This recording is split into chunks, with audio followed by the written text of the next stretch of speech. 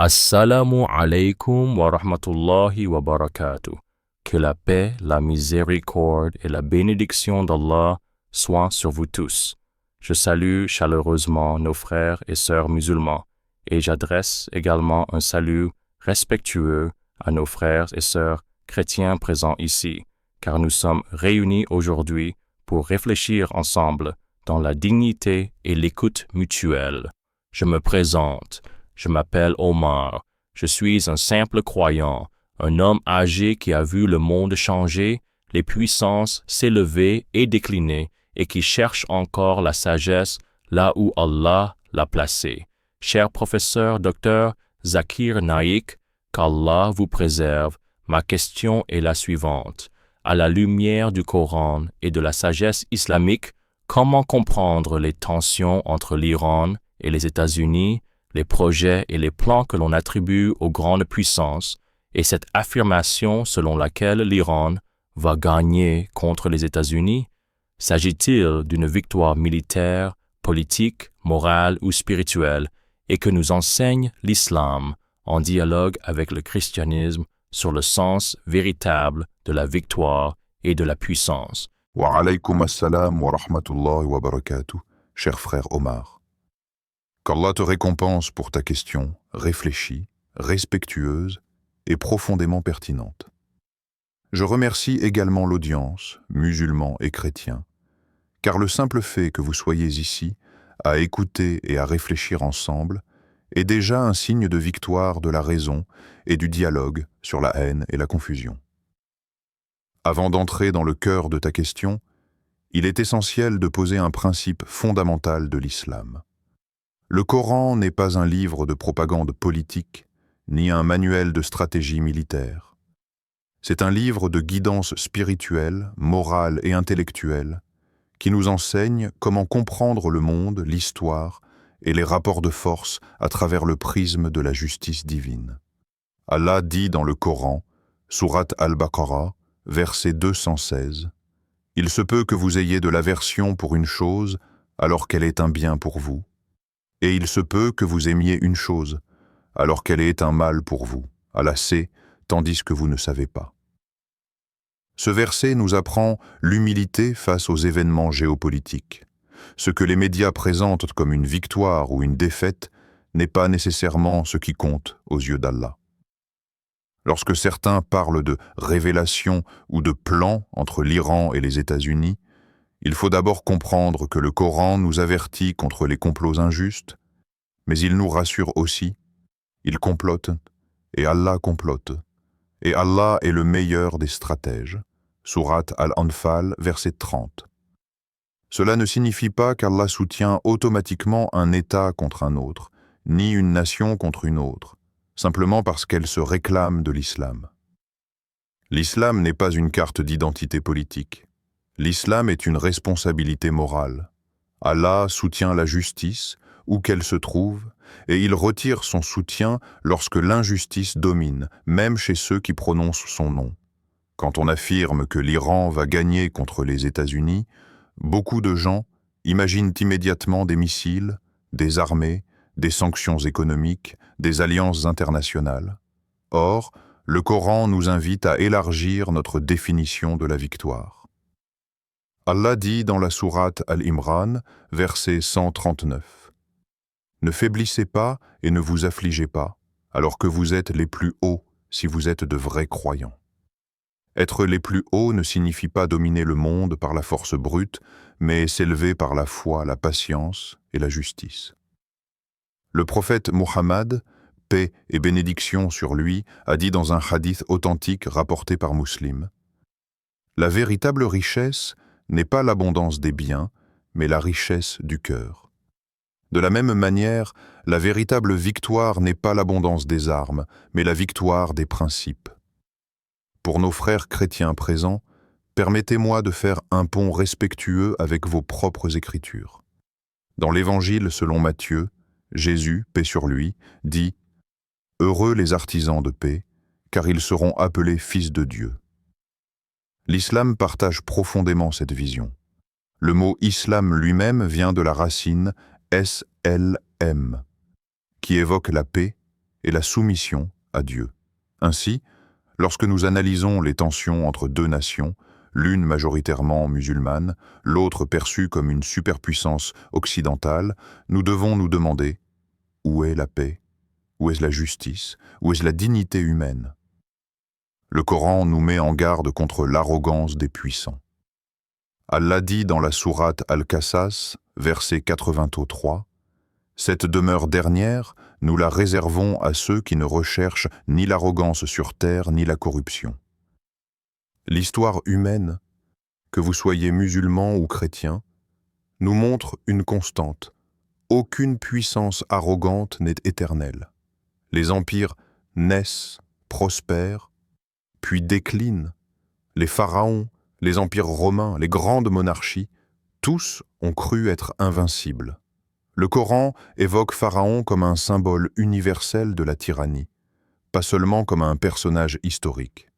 Pharaon disait « Je ne connais pour vous d'autre Dieu que moi » sourate Al-Qasas, verset 38. Et pourtant, malgré son armée et son pouvoir, il a été englouti. Cela nous amène à un point essentiel. Lorsque des musulmans disent « l'Iran va gagner », ils ne devraient pas entendre par là une célébration de la guerre ou de la destruction. S'ils le font, ils se trompent de perspective islamique. La victoire en islam est d'abord intérieure. Rester ferme sur la justice, refuser l'oppression, ne pas vendre son âme pour des intérêts matériels. Allah dit dans la sourate Fussilat, verset 30, « Ceux qui disent « Notre Seigneur est Allah », puis se tiennent droit, les anges descendent sur eux en disant « N'ayez pas peur et ne soyez pas affligés, et recevez la bonne nouvelle du paradis qui vous était promis. » Voilà une victoire que ni sanctions économiques, ni pression militaire ne peuvent enlever. Concernant les plans attribués aux grandes puissances, le Coran nous enseigne la lucidité sans paranoïa. Oui, il existe des intérêts, des stratégies, des jeux d'influence. Mais le croyant ne vit pas dans la peur permanente. Il vit dans la confiance en Allah. Le prophète Mohammed, paix sur lui, lorsqu'il était persécuté à la Mecque, n'avait ni armée ni État. Et pourtant, il a dit avec certitude « Par Allah, Allah parachèvera cette affaire jusqu'à ce qu'un cavalier aille de Sanaa à Hadramaout sans craindre autre chose qu'Allah. » Cette parole n'était pas une prédiction géopolitique au sens moderne, mais une affirmation de foi dans la justice ultime. À nos frères chrétiens, je dis ceci avec respect. Lorsque vous voyez des conflits impliquant des pays musulmans, ne jugez pas l'islam à travers les actions d'État ou de gouvernement. De la même manière, les musulmans ne doivent pas juger le christianisme à travers les politiques de certains pays occidentaux. Le Coran dit « Nulle âme ne portera le fardeau d'une autre » sourate Al-An'am, verset 164. Chacun est responsable de ses actes devant Dieu. Le dialogue islamo-chrétien commence précisément ici. Refuser les amalgames, chercher la vérité et reconnaître la dignité de l'autre. Alors, cher frère Omar, si l'on devait reformuler le titre de manière plus spirituelle, on pourrait dire « La vraie victoire n'est ni iranienne ni américaine. Elle appartient à ceux qui défendent la justice, l'humilité et la paix. Si l'Iran, ou n'importe quel pays, s'approche de ces valeurs, il se rapproche de la victoire aux yeux d'Allah. S'il s'en éloigne, il s'éloigne de cette victoire, même s'il triomphe militairement. Le prophète, paix sur lui, a dit après une bataille « Nous revenons du petit djihad vers le grand djihad, c'est-à-dire le combat contre l'ego, l'injustice intérieure, l'arrogance. C'est ce grand djihad que les nations, comme les individus, oublient trop souvent. » Je conclurai cette première partie en rappelant un dernier verset qui parle autant aux musulmans qu'aux chrétiens. « Ô hommes, nous vous avons créés d'un mâle et d'une femelle, et nous avons fait de vous des peuples et des tribus pour que vous vous connaissiez. Le plus noble d'entre vous, auprès d'Allah, est le plus pieux. » Sourate Al-Hujurat, verset 13.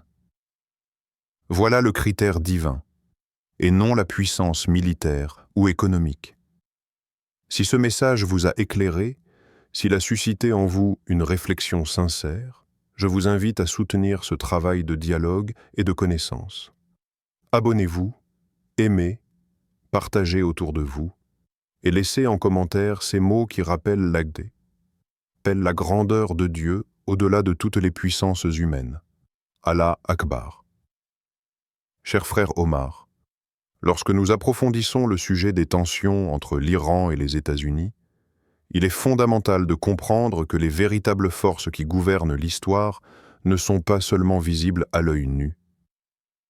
L'islam nous enseigne que derrière chaque événement apparent, il existe une sagesse divine, parfois cachée, que seuls les croyants peuvent percevoir par la patience, l'étude et la réflexion.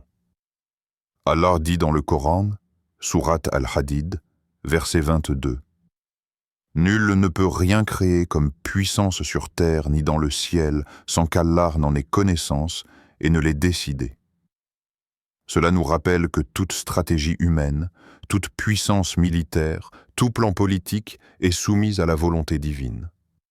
Ainsi, lorsque l'on évoque que l'Iran pourrait vaincre les États-Unis, il est nécessaire de comprendre que la véritable victoire dépasse les simples calculs terrestres.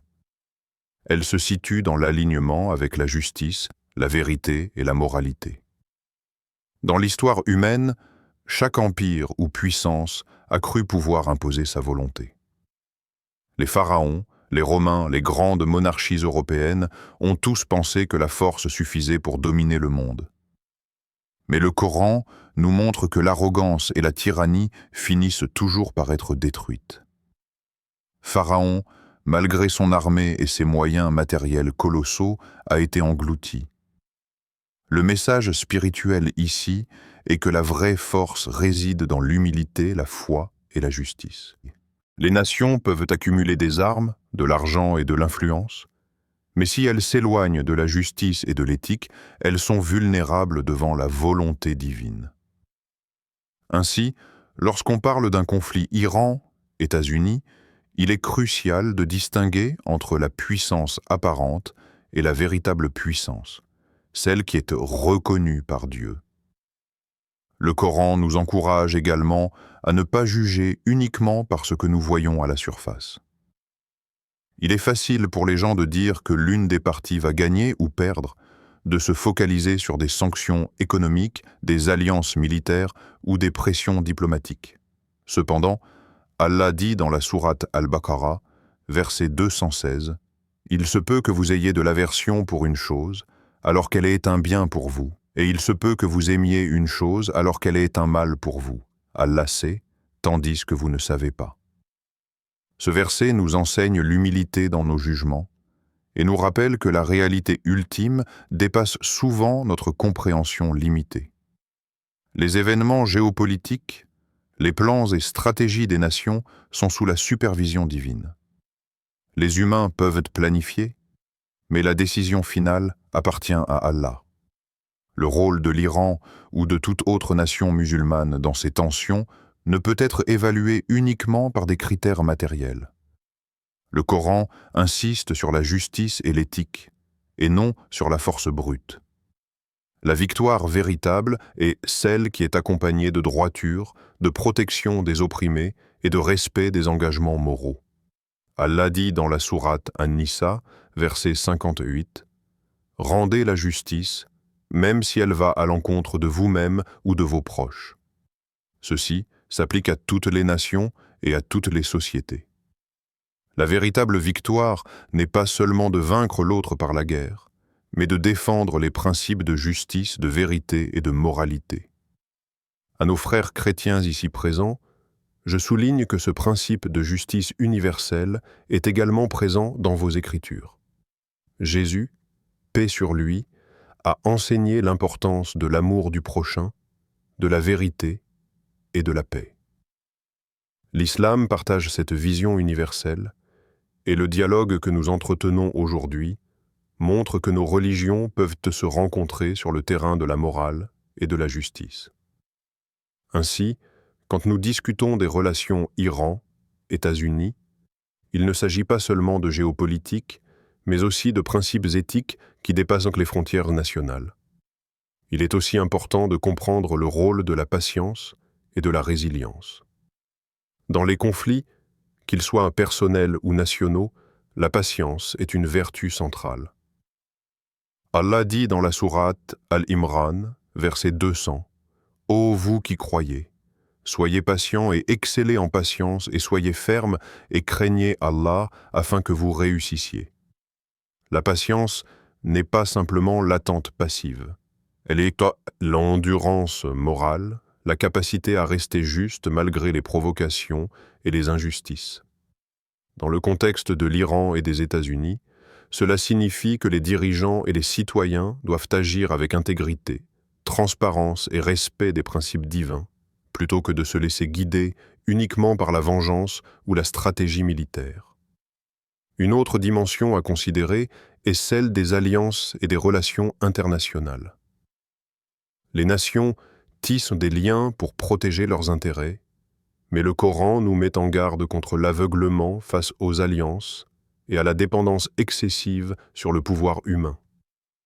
Dans la sourate Al-Imran, verset 28, il est dit « Ne prenez pas les mécréants pour amis plutôt que les croyants, à moins que ce ne soit pour vous protéger d'un danger. » Cela indique que la prudence et la moralité doivent guider les relations internationales, non pas la simple recherche du pouvoir ou de la domination.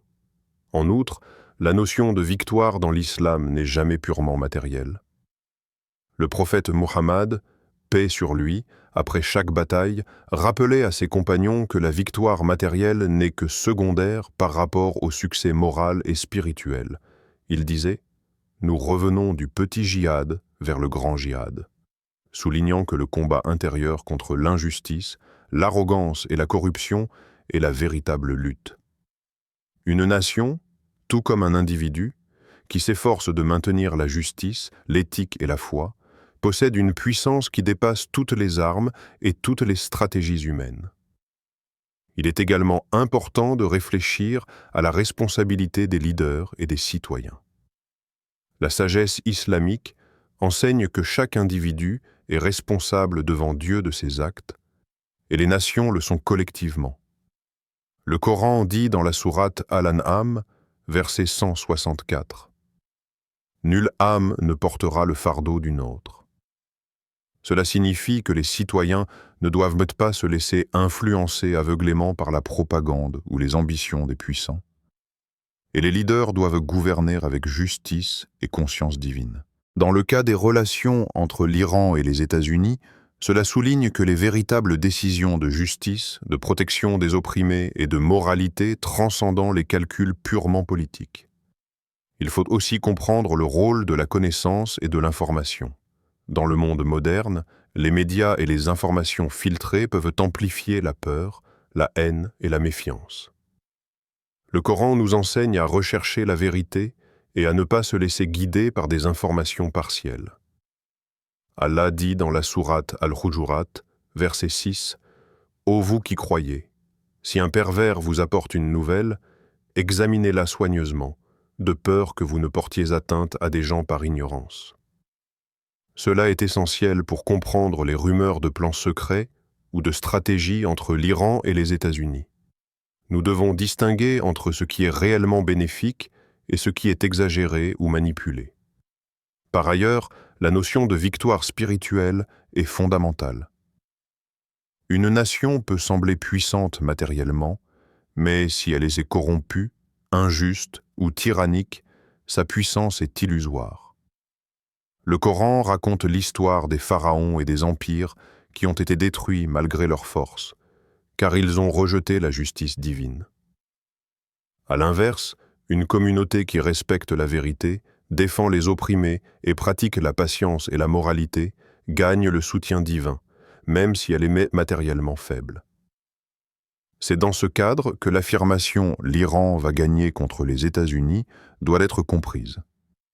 Il s'agit d'une victoire qui se mesure à la lumière des principes divins, et non simplement des forces terrestres. Enfin, il est crucial de rappeler que les conflits internationaux sont aussi des occasions d'enseigner, de réfléchir et de grandir spirituellement. L'islam et le christianisme nous enseignent que la justice, la patience, la moralité et le respect de l'autre sont les véritables mesures de la grandeur. L'histoire montre que les nations arrogantes qui négligent ces principes finissent par chuter, tandis que celles qui suivent en la voie de la justice, même modestement, prospèrent moralement et spirituellement. Dans cette lumière, cher frère Omar, nous comprenons que le rôle des croyants n'est pas de se laisser emporter par la peur ou la haine, mais de s'efforcer de comprendre, de promouvoir la justice, de protéger les innocents et de renforcer le dialogue et la paix. La véritable victoire, qu'elle concerne une nation ou un individu, se mesure à la fidélité à Dieu, à l'intégrité morale et au respect des principes universels de justice et de paix. Ainsi, l'Iran, ou toute nation musulmane qui adhère à ces valeurs, obtient une victoire réelle aux yeux d'Allah, indépendamment des résultats matériels ou politiques visibles. Cher frère Omar, pour continuer à explorer les implications des tensions entre l'Iran et les États-Unis, il est essentiel de comprendre que l'islam ne mesure jamais la puissance et la victoire selon les critères matériels et politiques que le monde moderne valorise. La véritable force est celle qui est se guider par la justice, l'éthique et la proximité avec Allah. Quand nous examinons l'histoire humaine, nous voyons que les empires et les nations qui se sont appuyés uniquement sur la force militaire ou économique ont toujours été vulnérables à la chute, tandis que ceux qui ont maintenu la justice, la droiture et la foi ont souvent préservé leur intégrité morale malgré leur faiblesse apparente. Allah dit dans le Coran, sourate Al-Anfal, verset 60, « Et préparez pour eux tout ce que vous pouvez de force et de cavalerie équipée, afin de faire peur à l'ennemi d'Allah et aux vôtres, et d'autres encore que vous ne connaissez pas, mais qu'Allah connaît. Tout ce que vous dépensez dans le sentier d'Allah vous sera rendu, et vous ne serez pas lésés. » Ici, la puissance matérielle est mentionnée, mais toujours dans le cadre de la justice et de la protection des opprimés, et non comme un outil d'oppression ou de domination. Quand certains affirment que l'Iran va gagner contre les États-Unis, il est crucial de décoder ce que cela signifie réellement. Dans le monde moderne, beaucoup pensent automatiquement à des victoires militaires, économiques ou politiques, mais l'islam nous enseigne que la victoire ultime est celle qui est alignée sur la volonté d'Allah et les principes de justice. Une nation qui agit avec intégrité, qui protège les opprimés, qui soutient la vérité et qui résiste à la corruption et à l'arrogance, possède une victoire que ni sanctions ni guerre ne peuvent effacer. Dans la sourate Al-Qasas, verset 5, Allah dit « Nous avons voulu accorder un avantage aux hommes sur la terre et leur permettre de voir les conséquences de leurs actions. Chaque action, chaque décision prise par une nation est ainsi soumise au jugement divin, et c'est cette évaluation qui définit la véritable victoire. De plus, la patience et la résilience sont au cœur de l'enseignement islamique concernant les conflits. Allah dit dans la sourate Al-Imran, verset 200, « Ô vous qui croyez, soyez patients, excellez en patience, soyez fermes et craignez Allah afin que vous réussissiez. » La patience ici n'est pas un simple attendre, mais une endurance morale, une constance dans l'éthique et la justice, même face aux provocations, aux menaces ou à l'injustice. Pour l'Iran comme pour toute nation confrontée à une superpuissance, cette patience est un signe de force spirituelle qui transcende les forces matérielles. Il est également important de considérer que le monde est rempli de stratégies et de plans, mais l'islam nous enseigne à ne pas nous laisser guider uniquement par la peur ou la méfiance. Allah dit dans la sourate Al-Hujurat, verset 6, « Ô vous qui croyez, si un pervers vous apporte une nouvelle, examinez-la soigneusement, de peur que vous ne portiez atteinte à des gens par ignorance. Cela nous incite à la prudence et à la recherche de la vérité. » Dans le contexte des tensions Iran-États-Unis, il est vital de ne pas se laisser manipuler par des rumeurs ou des perceptions biaisées, mais de comprendre les actions et intentions à la lumière de la justice et des principes éthiques. Le Coran nous rappelle aussi l'importance de ne pas juger une nation ou un peuple uniquement sur ses actions apparentes. La véritable mesure est l'intention, la droiture et la protection des faibles. Sourate Al-Mumtahana, verset 8 dit « Allah ne vous défend pas d'être bienfaisant et équitable envers ceux qui ne vous ont pas combattu pour votre religion et qui ne vous ont pas expulsé de vos demeures. » Cela enseigne que même face à des nations puissantes, les croyants doivent agir avec justice et intégrité, et non par peur ou vengeance. La véritable victoire se trouve dans l'adhésion à ces valeurs. La dimension spirituelle de la victoire est également cruciale. Une nation peut accumuler richesse, armement et influence, mais si elle néglige la justice, la moralité et la protection des opprimés, elle perd le soutien divin et sa force devient illusoire. L'histoire de Pharaon, mentionnée dans plusieurs sourates, en est un exemple éclatant. Malgré son armée et son pouvoir, sa tyrannie et son arrogance l'ont conduit à la destruction. Ainsi, la véritable victoire appartient à ceux qui maintiennent la justice et la droiture, indépendamment des résultats visibles. La force morale et spirituelle, telle que définie par Allah, transcende toutes les armes et stratégies humaines. En outre, il est essentiel de réfléchir au rôle des alliances et de la diplomatie. Les nations tissent des alliances pour défendre leurs intérêts, mais le Coran nous rappelle que la justice et la moralité doivent guider ces relations. Sourate Al-Imran, verset 28 dit « Ne prenez pas les mécréants pour amis plutôt que les croyants, à moins que ce ne soit pour vous protéger d'un danger. » Cela indique que les alliances doivent être pragmatiques, mais guidées par l'éthique et la prudence, et non par l'ambition de dominer ou d'opprimer. La responsabilité des leaders et des citoyens est également un point fondamental. Chaque individu et chaque nation est responsable devant Allah de ses actes.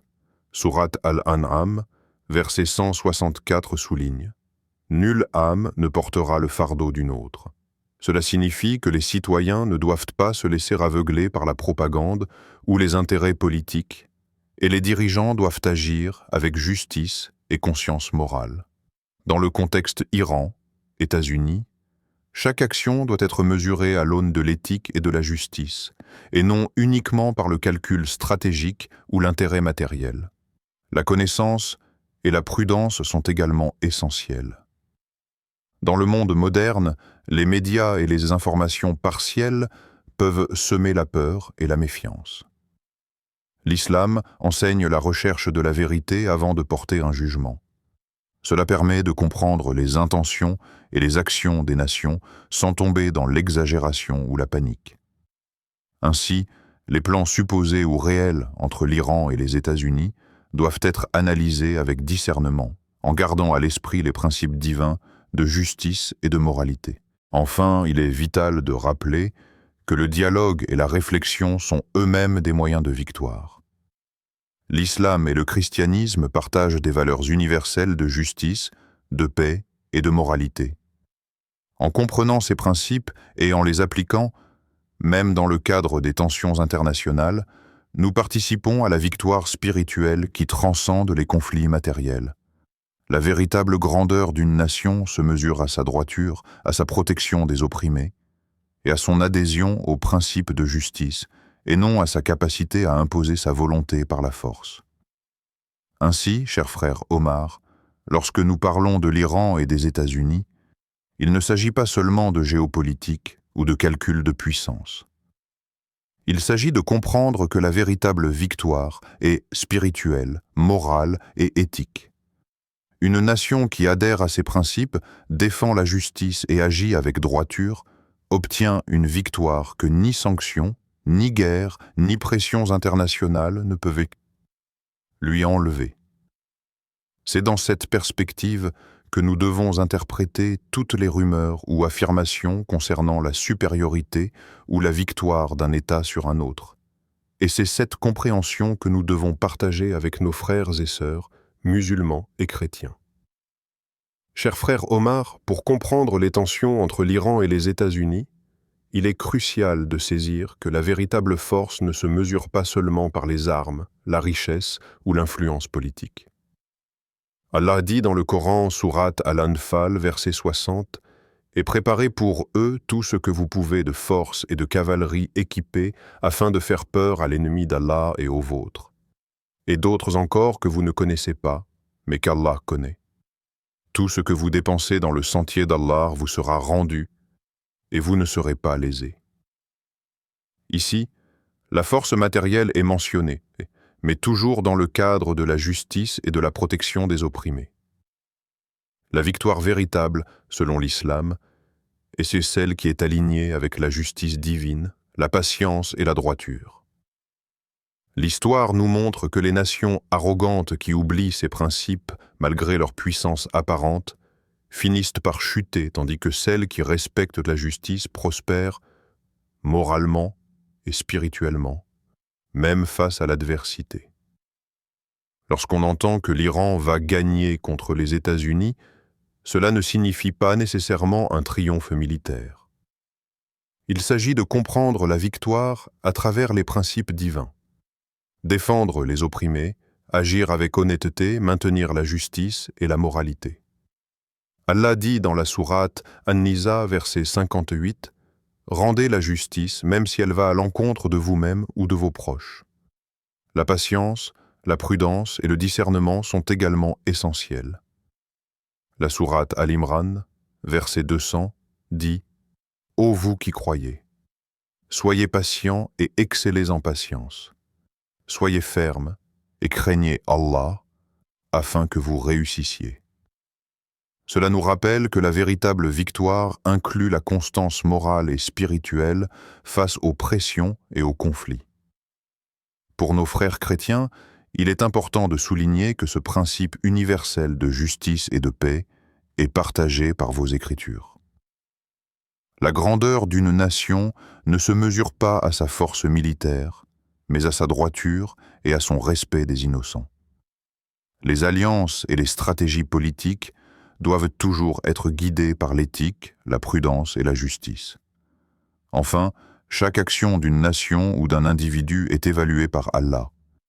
Et la victoire véritable appartient à ceux qui maintiennent la justice, protègent les opprimés et agissent avec intégrité, indépendamment des résultats matériels visibles. C'est dans cette lumière que l'on peut comprendre les tensions Iran, États-Unis. La victoire divine est spirituelle et morale, et non seulement terrestre.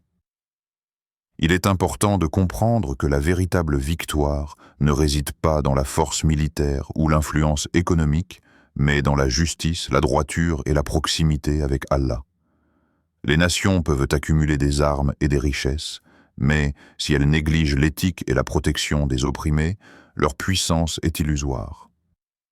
Allah dit dans le Coran, sourate Al-Anfal, verset 60, que la force doit être préparée pour défendre la justice et non pour oppresser. La victoire réelle est spirituelle et morale, et chaque action doit être guidée par la patience, la justice et la vérité divine, au-delà des conflits apparents. Cher professeur Dr Zakir Naik, je vous remercie profondément de m'avoir écouté avec attention et patience. Vos explications tirées du Coran et des hadiths m'ont permis de mieux comprendre la véritable notion de victoire et de justice dans l'islam et comment elle s'applique même face aux tensions entre grandes puissances comme l'Iran et les États-Unis. J'ai appris que la victoire ne se mesure pas seulement par la force militaire ou l'influence économique, mais par la droiture morale, la justice, la protection des opprimés et l'alignement avec la volonté d'Allah. Qu'Allah te bénisse, cher professeur Dr Zakir Naik, pour tout ce savoir que vous partagez et pour votre engagement à éclairer nos cœurs et nos esprits. Wa alaykum assalam wa rahmatullahi wa barakatuh, cher frère Omar. Je te remercie sincèrement pour ces paroles et je suis heureux que ce dialogue ait pu apporter des éclaircissements et des réflexions constructives. Que chacun ici présent, musulman et chrétien, comprenne en un que le véritable succès et la véritable victoire ne se mesurent pas seulement sur le plan matériel, mais par la droiture, la justice et la proximité avec Allah. À tous nos spectateurs, je vous invite à soutenir cette initiative de partage, de savoir et de dialogue. Abonnez-vous à Parole d'Al-Islam, aimez et partagez cette vidéo, et surtout, participez dans les commentaires en posant vos questions concernant ce script et les sujets que nous avons abordés aujourd'hui. Votre engagement dans le dialogue et la réflexion est un moyen de renforcer la paix, la compréhension et la fraternité entre croyants et chercheurs de vérité. Qu'Allah vous guide et vous bénisse tous dans votre quête de connaissance et de justice.